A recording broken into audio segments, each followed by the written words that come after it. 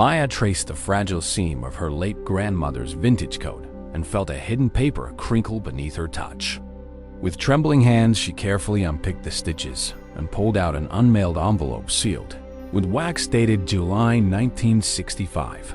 The letter was addressed to a cowboy named Caleb Hart at Silver Creek Ranch in Montana with passionate longing and tenderness.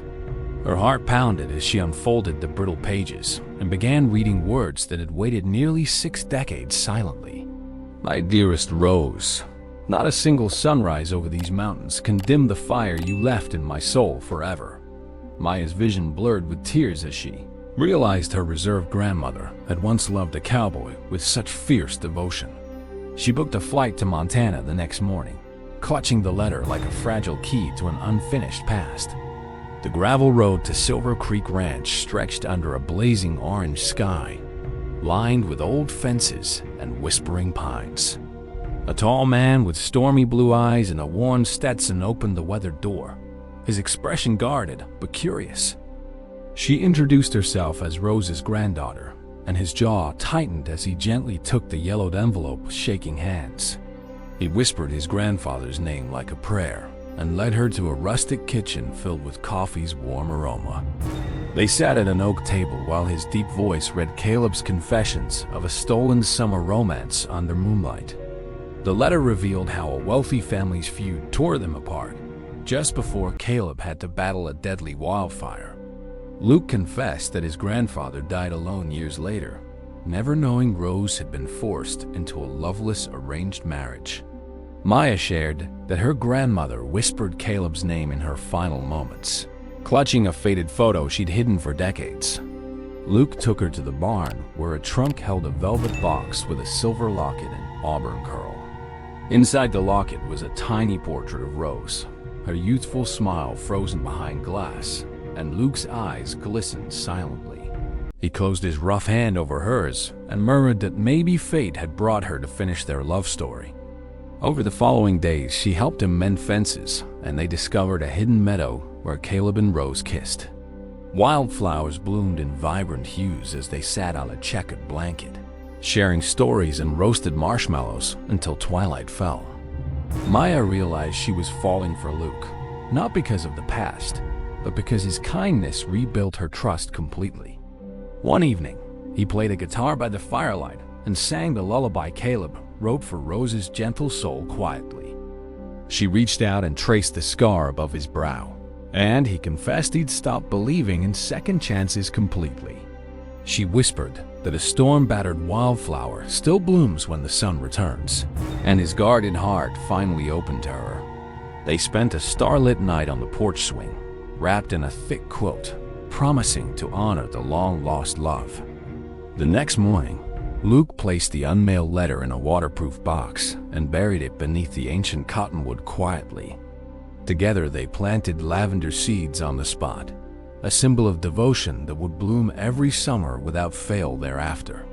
That afternoon, Maya's fingers traced the inscription on the locket, and she asked Luke to keep it with him always.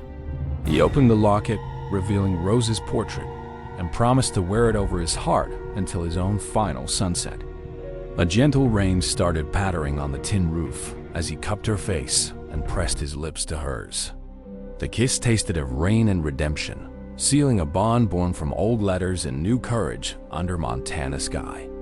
Weeks later, Maya moved her art studio into the sun-filled barn and began painting scenes of Rose and Caleb's meadow. Luke taught her to ride an old mare named Daisy, and they explored rolling hills where wild mustangs ran free. Their laughter echoed across the golden plains, healing wounds neither knew they carried until the very sunlit moment forever. On a crisp autumn morning, Luke knelt among fallen leaves and opened a small velvet box holding his grandmother's ring.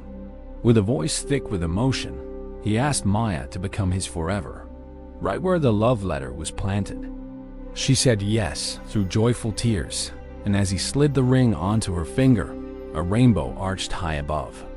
Their wedding took place in the same meadow, with wildflowers woven into her hair and his grandfather's boots polished bright. The elderly reverend who married them whispered that heaven must be celebrating two love stories, finally becoming whole as one. After their vows, Maya and Luke released 2 paper lanterns into the dusk, each bearing notes for Rose and Caleb. As the lanterns floated toward the constellations, Luke held her close and whispered that old sorrow turned into starlit joy. Years passed, and their daughter with auburn curls ran through the lavender patch calling for Grandma Rose's spirit every summer. Luke taught the child to ride as his grandfather taught him, and they named her Rose after their angel.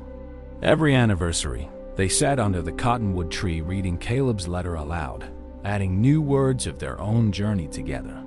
Maya's paintings of the love story hung in a town gallery, drawing visitors who wept at a letter's unspoken power.